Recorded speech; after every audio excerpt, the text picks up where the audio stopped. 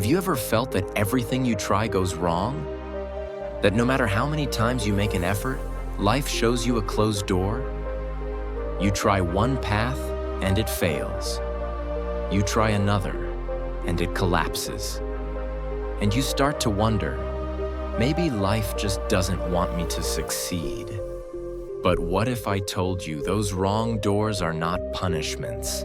They are guides. Today, I will share with you the story of a little boy and a Zen master, and how one wrong door changed everything. In a quiet village, surrounded by green hills and forests, lived a boy named Kavi. He was young, curious, and full of questions about life. While other children played, Kavi often sat by the river, throwing stones into the water, lost in thought. Why do people fail? Why do bad things happen? Why do my efforts always go wrong? He would ask himself. His parents, busy with daily struggles, gave him simple answers. That's just how life is, son. But Kavi wasn't satisfied. His heart longed for truth. One morning, Kavi overheard travelers talking in the village square. They spoke of a wise Zen master who lived in a monastery deep inside the forest. People say he has answers for every question, one man said. Kavi's eyes lit up. That evening, without telling anyone, he set out on the journey. The path through the forest was rough.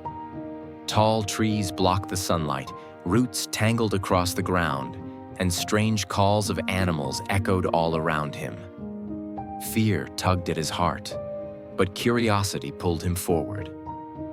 After hours of walking, he finally reached the monastery, simple and quiet, with wooden walls and a garden filled with silence. The Zen master sat outside. His posture was straight, his eyes calm like still water. His white beard touched his chest, and when he smiled, it felt as if the whole forest grew peaceful. Kavi bowed respectfully and said, "Master, I have come with questions. I am only a boy, but I feel like everything I do goes wrong. Every door I open leads me to disappointment. Why does life do this to me?" The master listened quietly, then stood up. He placed a gentle hand on the boy's shoulder and said, "Come with me." He led Kavi inside the monastery, to a long, dim hallway lined with many doors. Some were painted, some cracked, some locked, some half open.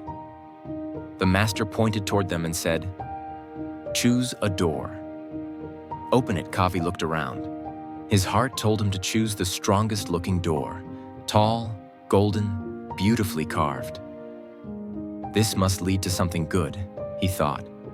With excitement, he pushed it open, but behind it was only darkness, a cold space, nothing inside. Kavi's face fell. "This is the wrong door," he said. The master only nodded. "Try again." Kavi chose another, painted in bright colors, cheerful and full of promise. He smiled as he opened it. But again, the room was empty, full of dust and spider webs. Door after door, Kavi tried. One opened to a wall, another to a broken floor, another to silence. With each failure, his hope sank lower. Finally, he collapsed on the ground. Tears filled his eyes. "Master, what is the point? Every door is wrong. Maybe life is just unfair." The master's smile never faded. He sat beside the boy and said softly, "One last door remains. Would you like to try?" Kavi looked up weakly. At the very end of the hallway stood a small, cracked wooden door. It looked old, plain, almost useless. "That door, it's ugly. It can't lead to anything good." The master replied gently, "Appearances deceive. Open it." With little hope, Kavi stood and pushed the door. It creaked loudly, as if resisting. But when it finally opened, sunlight burst through. Outside was a beautiful garden, filled with flowers, butterflies, and the fresh scent of life. Birds sang sweetly. A gentle breeze kissed his face. Kavi gasped. This is beautiful." The master's voice was calm but firm. "You see, my child, life is full of doors. Some will lead to darkness, some to emptiness. Some will break your heart. But if you keep opening doors, if you keep trying, one day you will find the right one." The wrong doors are not punishments. They are teachers. Each wrong door brings you closer to the right one. Kavi asked, "So, mistakes are not the end?" The master shook his head. "No, Kavi. Mistakes are the beginning. Every failure is a step. Every rejection, every wrong turn is guiding you to where you are meant to be. The only real mistake is to stop trying years past." Kavi grew into a young man, and the master's lesson became his guiding light. When he failed in his studies, he told himself, "This is just one wrong door." When he was rejected for a job, he remembered the garden door. He didn't give up. When his first business collapsed, he said, "This failure is a teacher showing me a better path." Slowly, after many wrong doors, he found the right one. He started teaching poor children in the village, children who felt lost and hopeless, just as he once did.